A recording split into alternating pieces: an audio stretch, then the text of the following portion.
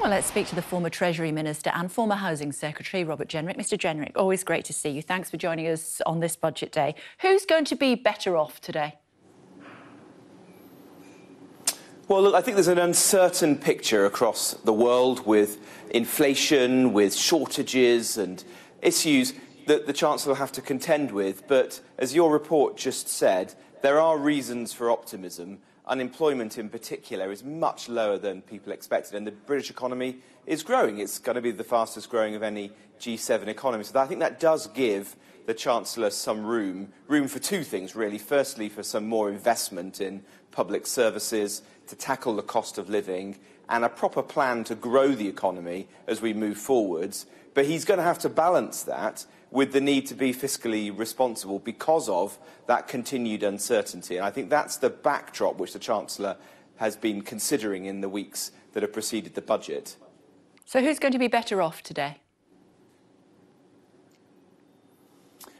Well, I think we're all going to be better off in the sense that it looks like the OBR forecasts are going to show that the economy has grown substantially. Therefore, we're borrowing much less money as a country, and that gives some more room for the Chancellor to invest in the future of public services, which we all depend on, like the NHS. But I think he's also going to have to think carefully about those people on the most modest incomes and how he can help them to weather what's undoubtedly still going to be a difficult period when we're seeing inflation rising, higher energy prices and so on. You've seen that in some of the announcements that have already been made, like the decision to increase the national living wage, which is going to lead to an increase in wages for about 2 million people across the country, and the decision to move to a more normal period for public sector workers as well, so that there won't be a freeze there, but the pay review bodies will be deciding in the months to come what's a sensible and affordable increase in wages for that 6 million people right across the country. So I think it's striking that balance, along with, as I say, continuing to be fiscally prudent, because we just don't know what the future holds, and inflation means the risk of interest rate rises, and that's very costly to the British economy and to the Chancellor's books. Sure. Given that we're all going to be better off, public sector workers are going to get an above-inflation pay rise. Well, we don't know and we can't say that yet, can we? To be fair to the Chancellor, if you say everybody's going to be better off, it's got to be higher than inflation, hasn't it? Well, the way that public sector pay is set in this country is by pay review bodies who then advise the relevant government department through a proper process.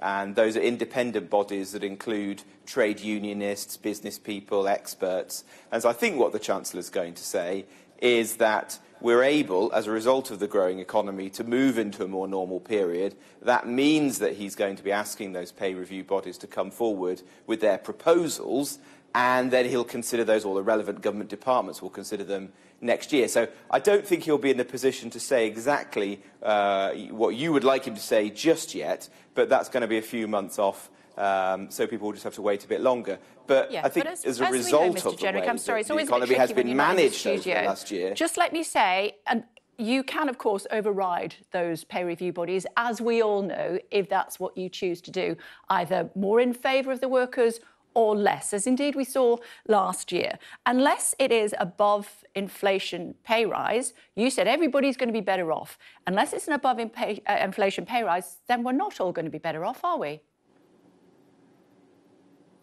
Well, I said that I think there'll be good news across the board for the economy and for members of the public, because we'll be able to invest more in public services and be more fiscally prudent so that we've got some protection built into the economy should there be shocks down the line. I think it is good news, given the cost of living challenge that we have right now, that we are going to be able to increase wages, either through the national living wage going up, and that's a very significant development, probably the most significant one, because that's going to lead to the people who are on the lowest wages, many of whom are within the public sector, like care workers, for example, but others across the board, those people are going to be seeing a pay rise of around 6.5%. That's a very significant increase and really welcome, given what's happening for the cost of living. But you did say we were all going to be better off. That's what you said.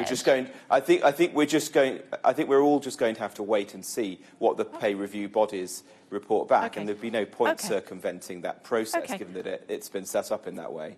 Why is the gender pay gap still at 7.9% according to the ONS Office for National Statistics? I mean, that has been illegal since 1970. It's increased during the pandemic. Why is this government still condoning men being paid more than women? Well, the government doesn't condone men being paid more than women. It's against the law. What are you doing about it? It's been against the law for a very long time, and we've been bearing down upon it. There are structural issues within the economy about the different types of jobs that sometimes men and women do, but we as a government have been trying to tackle this for a long time. It is coming down.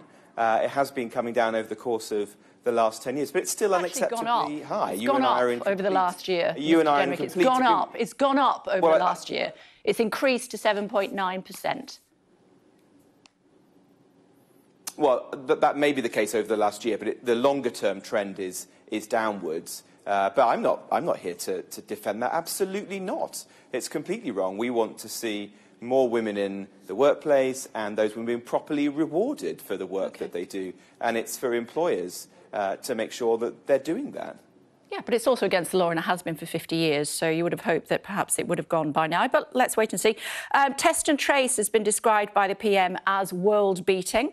A parliamentary investigation says it's an eye-watering waste of taxpayers' money. Which is it? Well, I've seen the reporting on the Public Accounts Committee's work this morning, and that's something I'm certainly going to read. It is very concerning what they've said. On the other hand, it is a programme that I think has led to 320 million tests being done over the course of the last year and a bit. 20 million people have been contacted. So it has played an important part in tackling the pandemic.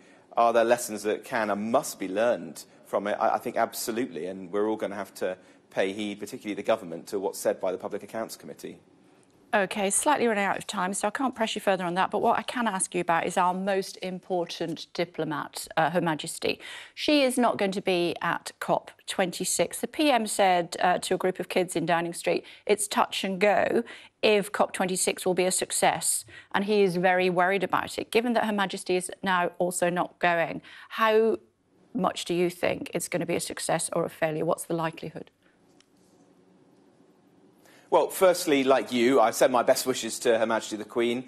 I know she would have liked to have been at COP, and she's going to be doing a video message. It's much more important that she puts her own health and well-being first. But as regards COP, well, I think there is a lot more work to be done. I've seen Alex Sharma has been meeting Chinese representatives in the last 24 hours.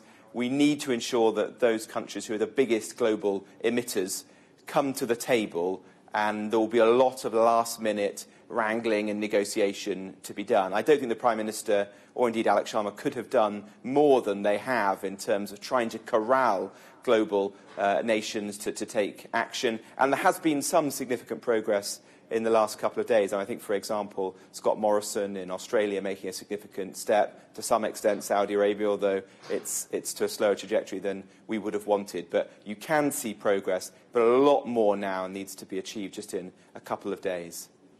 OK. Finally, before I let you go, why are masks mandatory for all staff in the House of Commons, contractors, press and third parties, but not for MPs? I don't know is the honest answer to that, Kay. I mean, that's a decision, I think, by the House authorities or the Speaker who issued those guidelines. It doesn't seem right to me that there's one rule for everyone else who works in the building, but not for members of Parliament. So I think we will have to change our behaviour accordingly. I wore a mask when I was voting last night through the PAC division lobbies.